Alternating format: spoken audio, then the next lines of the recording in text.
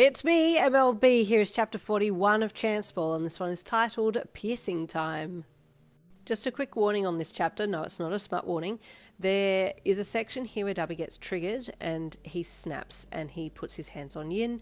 If this is a trigger for you as well, please consider skipping over this chapter and not listening. I'll completely understand, and I'll see you further on in the book. Dabi grimaced and cupped his balls lightly, and your eyebrows shot up into your hairline. Bruiser? Yeah, he's gentle, don't worry, the chick replied with a chuckle. Everyone's worried when they hear his name, but then he gets the best reviews. You nodded and looked at Dabi. Scissors, paper, rock, loser goes first? You asked your man. Yeah, okay, he replied, holding his fist out to you. Scissors, paper, rock. Your hand flew out in paper form, and Dabi's hand remained curled in rock form, and you whooped for joy. Ah, crap, Dabi grunted. You're up, baby, he said with a giant grin. Good luck. I won't have a dick when I come out, Dabi lamented. You'll be fine, you chuckled, waving him off as he slowly walked to the tattoo artist's door and knocked. Come in, a heavily accented Irish voice called.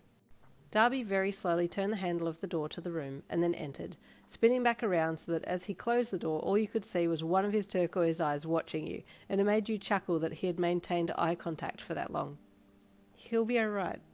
Yeah? You asked the girl at the desk again. She nodded. Yeah, don't even stress. Just take a seat. You nodded and sat down, pulling out your phone to pass the time. Hey, welcome to the shop, the Irish piercer greeted Dabi, reaching out a hand to shake your man's, then stepping back. Just jump up here on this bed. Let's have a little chat. Not gonna lie, Doc, this is my first rodeo for piercings south of the border, Dabi joked dryly, looking at all the piercings and tattoos on the man's face, neck and arms. Doc? Bruiser chuckled. Gotta say, never been called that before. First time for everything, Dabi replied, getting up on the examination bed and lying down. Ain't that the truth? Bruiser commented emphatically. No. Tell me what you're after. I want to get a Jacob's ladder, Dabi said as he lay back stiffly on the bed. Ah, friend and piercing, Bruiser said with a grin. Got one myself. 4 at the moment, but want to go with 6. Bold man, Dabi commented. How many rungs you're after? Bruiser asked. 3, Dabi replied. Yep, I can do that. I like to do either 2 or 3 at a time. There'll be a wee bit of swelling, but it should settle down relatively quickly, Bruiser said. Can I borrow your accent for a bit? Dabi said with a smirk. Could really do with a change of voice. Bruiser laughed again. I get comments all the time. It's half me charm. My charm's just constant sexually charged jokes, Dabi replied with a smirk. Everyone's got their shtick, Bruiser replied with a smile, before walking over to a drawer and pulling out some different piercings and sizes. Here we go, laddie. Here are some different types of piercings for you. We have here a bar piercing. This one's a 10 gauge. I like the look of the bar on this one best, Dabi commented. Would you recommend a 10 or larger? Well, drop your pants. Let's have a look at ya, the friendly piercer said, gesturing to Dabi's baggy jeans. The Ravenet undid his pants and tugged them down while Bruiser went and put some gloves on for the examination. Okay, no, the Irish artist said as he walked back over and had a look at Dabi's. Just raise her up for me so I can have a look underneath. Dabi obliged, flipping it up so that Bruiser could see the underside. The artist took a good look and then hummed and looked down at the bars that he was holding. I think a 12 gauge would suit you nicely, he commented. I'll be adding a wee bit more length to the bar to accommodate for swelling, but we'll change it out once the swelling goes down. Okay, Dabi nodded. The 12 gauge and 3 rungs, he said. Right, Bruiser confirmed with a nod. Just let me get my gear, get you the paperwork, and we'll get started. An unspecified amount of time passed, and then Dabi walked out of the room very gingerly. Hey, you greeted. Are you all done already? Mm-hmm, he hummed, tenderly sitting down beside you. Did it hurt? You asked cautiously. Mm-hmm, he hummed again. You chewed on your bottom lip nervously and looked from him back to the door. As you looked, Bruiser came out and gave you a smile. Yin, I presume, he said in his thick accent, and you swooned. You presume correctly, you said with a grin as you got up and walked towards him. No, he said as he ushered you into the room and closed the door. What are we doing for you today? I'd like a tattoo and 2 nipple piercings, he said with a smile, trying not to let your nervousness show. That's a lot of work, he said, scratching the back of his head. How big did you want the tattoo, and what would you like? Here, he said, pulling out your phone and opening it to show him some pictures. I'd like this kanji under my right breast, with a flame at the end. Bruiser took the phone from you and had a look at the picture. What does it mean? Do you know? It's my boyfriend's name. And then just add a flame at the end. Have you checked to make sure it means what it means? Because I can tell you now, there's been plenty times when people get something tattooed in a different language and it turns out nothing like what they thought it was, he said with a chuckle. I'm pretty sure it means Dabi, he replied. I can run it through our translator to double check, he said, walking over to the scanner by the computer. Is it in kanji? You nodded. He placed the phone face down on the scanner and typed something into the computer and then selected kanji. The scanner swiped over your phone and then a word popped up on the screen of the computer.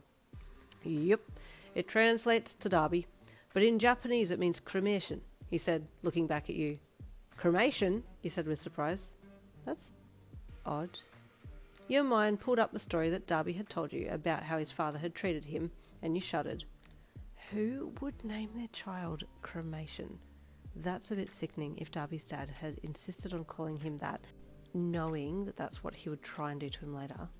This thought disturbed you, and you made a mental note that you might need to talk to Dabi about it later, just to clear things up. This tattoo shouldn't take too long. Maybe 15 minutes, Bruiser commented, enlarging the image to take a better look. True to Bruiser's words, it did indeed take only 15 minutes, and then you sheepishly exited the room, walking very hesitantly. Dabi looked up as you walked out and smirked. How'd you go? He asked as he gingerly shifted his weight from one arse cheek to the other. Ouch, you replied, holding your arms off your body a little so that nothing was touching your being. Felt that. He grunted as he stood up and walked with you to the front desk to pay. You both made the payment and left together in silence, mentally nursing your metaphorical wounds, new piercings, as you slowly walked back to the bus stop. So, when do you have to come back to get the bars replaced? Dabi quizzed you. A few weeks, once the swelling goes down, he replied with a forced smile. You? Yeah, same. He replied, how does the tat look? Hot as hell, I can't wait to show it to you when we get home, you said, your brain suddenly sending you an alert that there was something that you wanted to ask regarding the meaning of the tattoo. Oh, hey, while we're on the topic of tattoos, you ventured cautiously, do you know what your name means in Japanese? By this time, you'd both gotten to the bus stop, and Dabi's aura changed the minute that you asked the question. Yeah, he said in the most snarling voice you'd ever heard him use. Why? You whispered, looking at him with a perplexed and fearful look on your face. Why would they name me that? It's not my given name. He growled out. Dabi's the name I gave myself, after that bastard tried to do away with me with the flames. He tried to cremate me, but he could never erase me. His dark and manic-looking eyes flicked up and met you head-on. My birth name was Toya Todoroki. It's a great name, but I've been born again. Before either of you could register what was going on, Dabi had reached out and wrapped his fingers around your throat, gripping your windpipe in a painful manner. Dabi, you choked out, fear filling your eyes. Don't ever call me by Toya. Ever. His dark, threatening tone made your blood run cold, and you whimpered with real fear. He had never spoken to you like that, nor touched you like that ever before. Dabi, you whispered in a hoarse voice. You're hurting me. You shakily reached your hand up to his wrist, gripping onto it with a weak grip as your terrified eyes continued to plead into his. Suddenly he realised what he was doing and let you go abruptly, and then stepped away, turning his head away so that you couldn't see his face anymore. You in turn stepped away as well, and turned side on to him, staring down at the ground as your brain tried to compute what had just happened. He hurt me. Your hand reached to your throat and you rubbed the ache that was still there. He's never done that before. I didn't mean to trigger him. I thought he had talked all this out with the therapist. Is he dangerous with this thing that he's still harbouring? You glanced across at him and then looked away again, noting how crestfallen he now looked. Frick, Dabi thought as he pushed his hands into his pockets and stared at his shoes. What the hell just happened? I didn't feel in control of myself at all. He scowled and grit his teeth together, only just aware of the bus as it pulled up at the stop. You and Dabi didn't sit together on the ride home. There was some serious strain on your emotions at that point, and distance was the only comfortable option. And once back on your street, you ran ahead so that you could get inside and away from Dabi, making a beeline for the bed. Once in the room, you gently crawled up onto the bed and lay down, the emotions spilling forth as you settled down. Why did he hurt me like that? You cried to yourself. I'm not going to stay around if he's going to be violent. In pain from your tattoo and piercings, as well as from where he had grabbed you around your throat, you fell into a fitful sleep, allowing your body to rest while Dabi paced back and forth in the kitchen downstairs. The inner turmoil was starting to get to him as he grabbed his head in his hands and pulled at his roots. Crap, just like him, he thought as his brain reminded him of the image of you with his hands around your throat. I did that without even thinking. He dragged his hands down his face in anguish, fingers stretching down the rough scars across his cheek line and jaw. In a fit of self-hatred, he balled up his fists and turned to the wall, throwing a heavy punch right through the gyprock and then slamming his head against it. I hate myself. Blood trickled down over his pierced brow, to his eyelid, and then down his cheek as he pulled his fist back to look at his knuckles. He flexed his fingers, the sting and ache in his knuckles making him feel a little better that he had caused himself a bit of pain to punish himself for what he did to you. It's not enough, though. I don't deserve her. It was a few hours later that you woke, and your first thought was of Dabi. Where is he?